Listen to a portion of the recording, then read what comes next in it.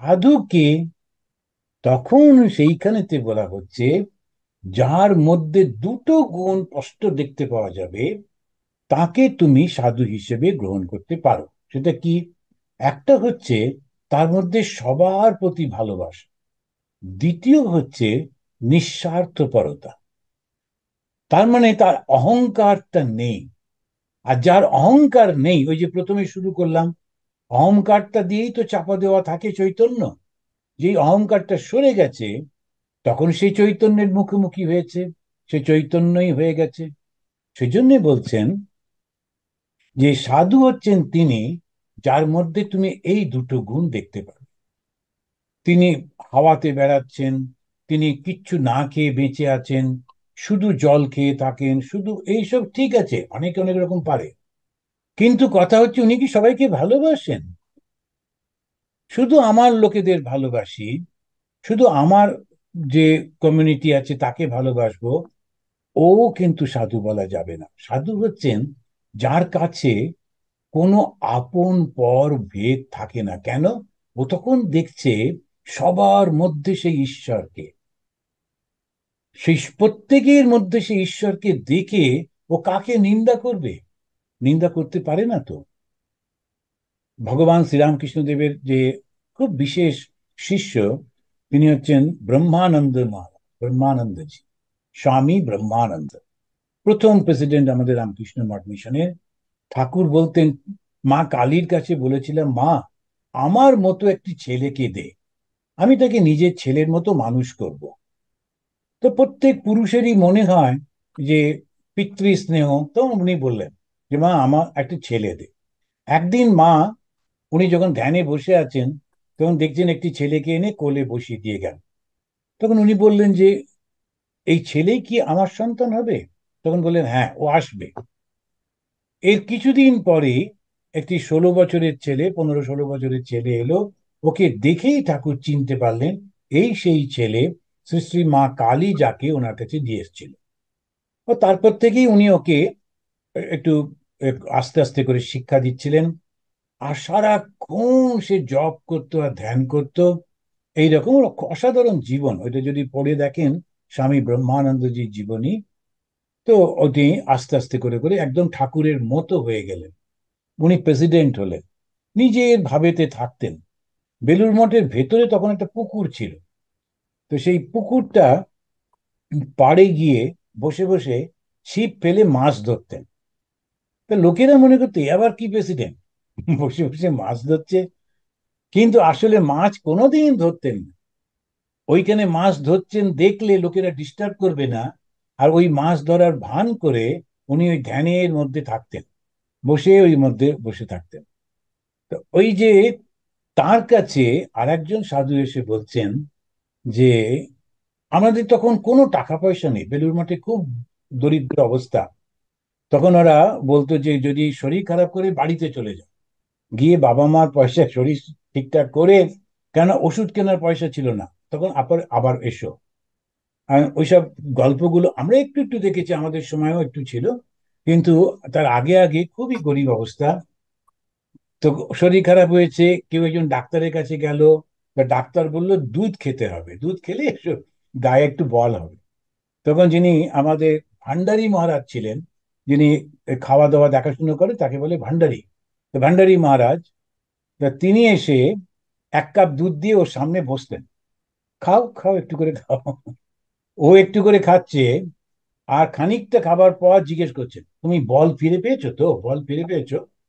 তখন ও যদি বলে না, তাহলে তাহলে ওই দুধ খেয়ে হবে না, ডাক্তার ভুল বলেছে।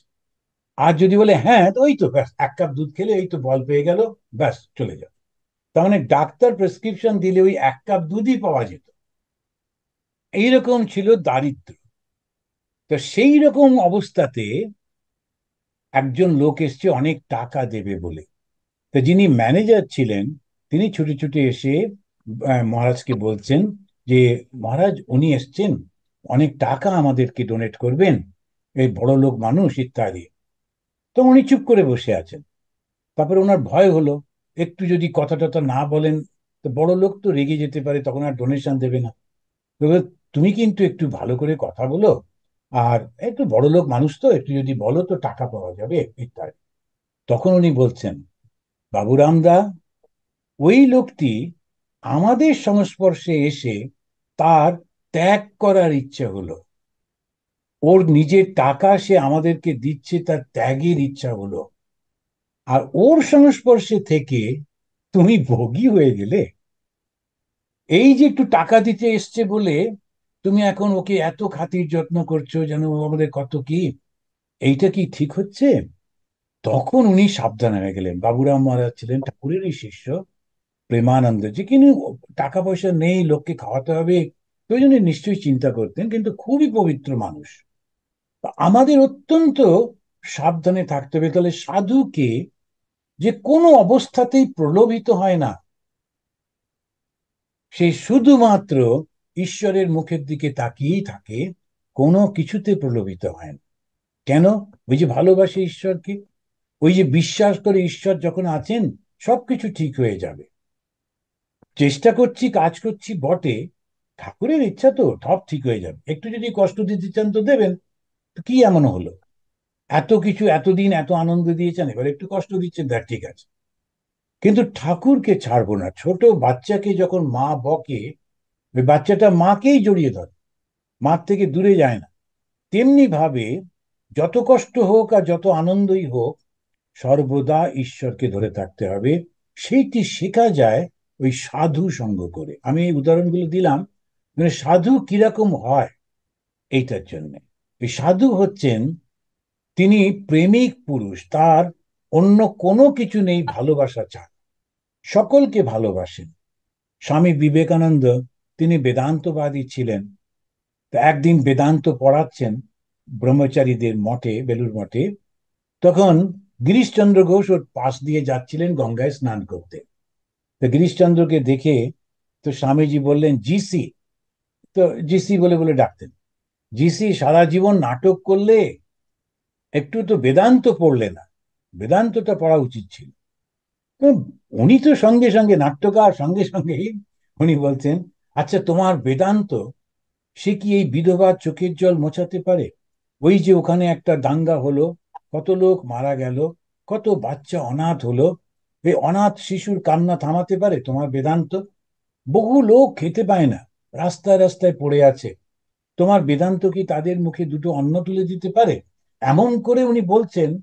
স্বামীজি টক করে উঠে দৌড়ে গিয়ে নিজের ঘরের দরজা বন্ধ করে দিলেন, কাঁদতে লাগলেন। তখন গিরিশচন্দ্র ঘোষ ওর শিষ্যদের দিকে তাকিয়ে বললেন যে, জানো তোমাদের স্বামীজিকে আমি কেন ভালোবাসি? ওই বেদান্ত জ্ঞানের জন্য না, ওর মনটা দেখো, ভালোবাসায় ভরা। আমি বানিয়ে বানিয়ে কিছু গল্প বললাম, দুঃখের কাহিনী, তাতেই ও নিজেকে সামলাতে পারছে না, কাঁদছে। সাধুর মন হবে একেবারে ওই রকম, যে সবার জন্য যার মনটা কাঁদবে, সবাইকে যে ভালোবাসে, আর নিজের স্বার্থ বলে কিচ্ছু থাকবে না, অন্যের কল্যাণের জন্য যা করবেন সব তার কল্যাণের জন্য। এই সাধু হচ্ছেন নিঃস্বার্থপর, তার নিজের কোনো স্বার্থ নেই।